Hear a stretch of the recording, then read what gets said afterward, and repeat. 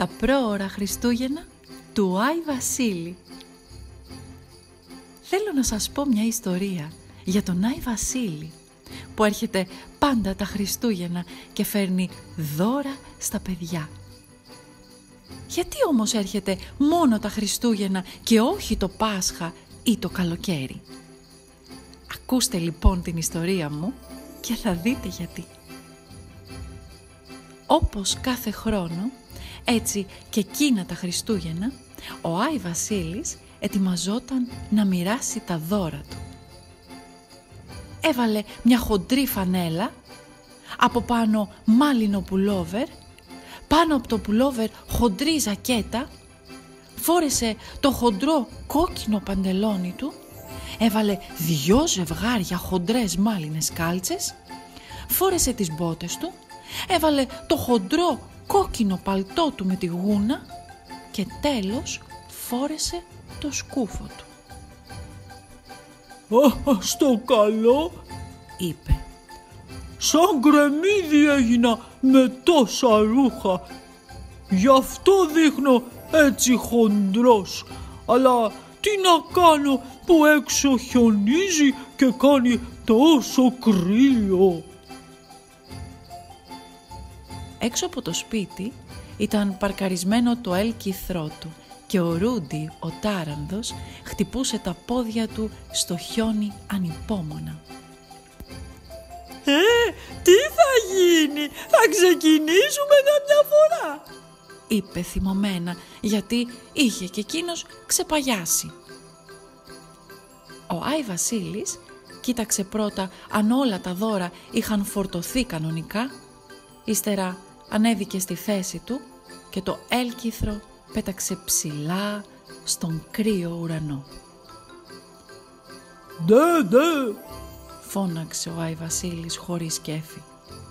«Τι στο καλό τους ήρθε να θέλουν δώρα μέσα στο καταχείμωνο? Μια τέτοια κρύα νύχτα δεν είναι για ταξίδι. Είναι να κάθεσαι κοντά στη φωτιά, να πίνεις το ζεστό σου γαλατάκι και να κουκουλώνεσαι στο ζεστό σου κρεβατάκι. Τι λες και εσύ, Ρούντι?» Ο τάρανδος κούνησε όλα τα κουδουνάκια του έλκυθρου.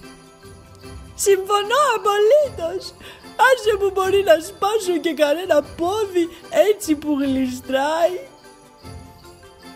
Έφτασαν στο πρώτο σπίτι.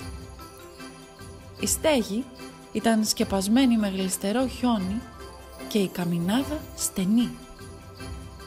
Ο Ρούντι γύρισε και κοίταξε το αφεντικό του. «Πρέπει πάντα να μπαίνεις από την καμινάδα?» Ο Άι Βασίλης απόρρισε. «Και τι να κάνω δηλαδή, να χτυπήσω την πόρτα?» Και λέγοντας αυτά, έβαλε το ένα πόδι του μέσα στην καμινάδα.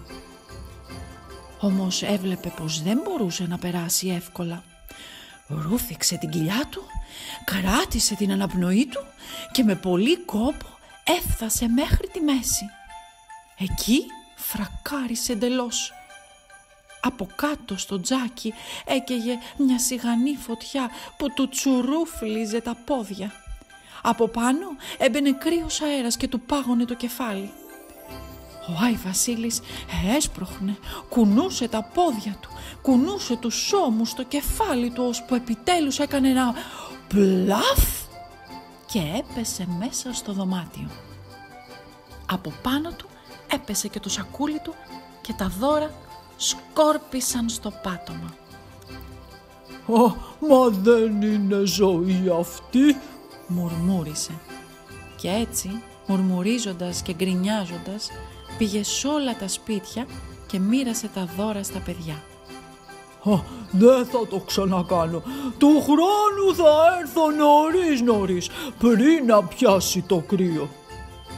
«Πόσο νωρίς δηλαδή?» θέλησε να μάθει ο τάρανδος. «Τον Ιούλιο», απάντησε ο Άι Βασίλης και τράβηξε δυνατά τα γκέμια.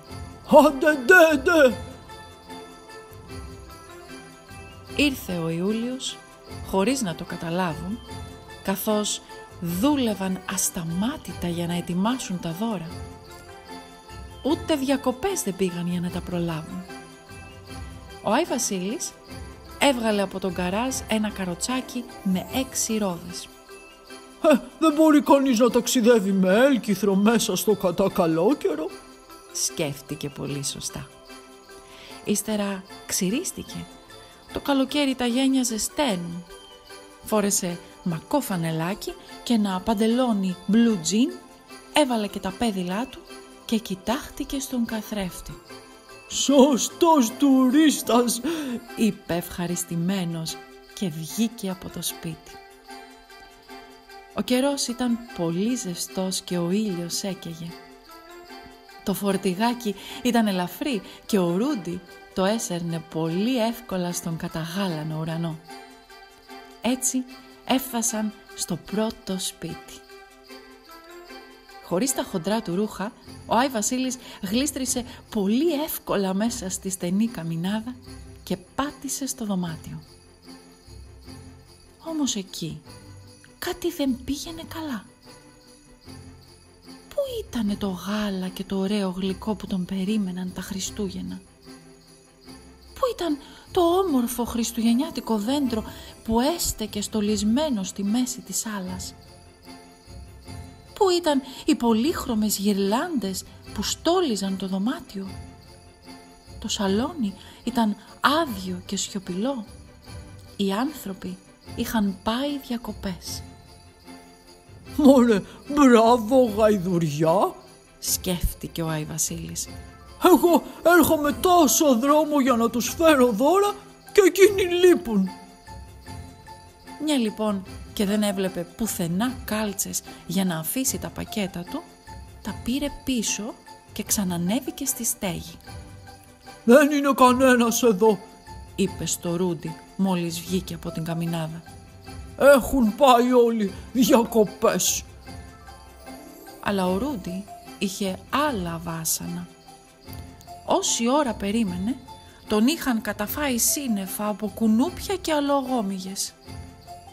«Τα χειμώνα τουλάχιστον δεν έχει αλογόμυγες», μουρμούρισε κουνώντας τη μικρή ουρά του, προσπαθώντας να τις διώξει. Σε όσα σπίτια πήγαν, έπαθαν τα ίδια. Αλλού οι άνθρωποι έλειπαν διακοπές. Αλλού τα παιδιά ήταν ξύπνια και έπαιζαν έξω στην αυλή, μια και ήταν καλοκαίρι. Και όπως ξέρουμε όλοι, ο Άι Βασίλης δεν μπαίνει ποτέ σε ένα σπίτι όταν τα παιδιά είναι ξύπνια. Σε κάποιο σπίτι μάλιστα τον πέρασαν για κλέφτη. «Κλέφτης! Κλέφτης!» φώναξαν και ο μπαμπάς έτρεξε να τηλεφωνήσει στην αστυνομία. «Είναι κι άλλος ένας στη στέγη!» φώναζε τρομαγμένη η μαμά. «Άμα δεν είναι ζωή αυτή», είπε κατασυγχυσμένος ο Άι Βασίλης. «Ακούσε εκεί να με περάσουν και για κλέφτη». Μάζεψε τα δώρα, μπήκε στο καροτσάκι και γύρισε πίσω στο σπίτι του. Έβαλε τα πακέτα στην αποθήκη και αποφάσισε να τα μοιράσει τα Χριστούγεννα, όπως πάντα. Να τον λοιπόν που ξαναφόρεσε όλα τα χοντρά του ρούχα, το σκούφο και τα γάντια του και βγήκε έξω στο κρύο και το χιόνι. Ο Ρούντι περίμενε στην παγωνιά έτοιμος να σύρει το βαρύ έλκυθρο με τα χαρούμενα κουδουνάκια. Ήταν κι οι δυο τους σιωπηλοί. Ο Άι Βασίλης δεν είχε κέφι για κουβέντες. Είχε ξεχάσει να φορέσει δεύτερο ζευγάρι κάλτσες και τα πόδια του ήταν παγωμένα. Τέλος έφτασαν στο σπίτι με τη στενή καμινάδα. Ο Άι Βασίλης πήρε το σακούλι του, έσφιξε καλά τη ζώνη του, ρούφηξε την κοιλιά του και κάθισε στην καμινάδα σαν αυγό στην αυγουλιέρα. Σπρώξε, σπρώξε, σπρώξε, έπεσε στο δωμάτιο. Το σαλόνι ήταν ωραία στολισμένο. Πολύχρωμα φαναράκια κρέμονταν από το ταβάνι, σωστό ουράνιο τόξο. Το χριστουγεννιάτικο δέντρο έστεκε στη μέση του σαλονιού με όλα του τα φώτα αναμένα. Έξω από τα παράθυρα το χιόνι έριχνε άσπρες αντάβιες στις δαντελένιες κουρτίνες. Πάνω στο τραπέζι ήταν ένα ωραίο γλυκό και μια κούπα ζεστό γάλα. Ακουμπισμένη στο δίπλα ακριβώς στο γλυκό ήταν μια μεγάλη όμορφη κάρτα που έγραφε «Χρόνια πολλά, Άγιε Βασίλη». Τα παιδιά κοιμόντουσαν στα ζεστά τους κρεβατάκια και οι κάλτσες τους κρεμασμένες στο τζάκι περίμεναν τα δώρα. Ο Άι Βασίλης έφαγε το γλυκό, ήπιε το γάλα και κοίταξε τριγύρω ευχαριστημένος. «Α, είναι ωραία τα Χριστούγεννα». Όταν ανέβηκε στη στέγη δεν κρύωνε πια τόσο πολύ και ούτε τον πείραζε το χιόνι.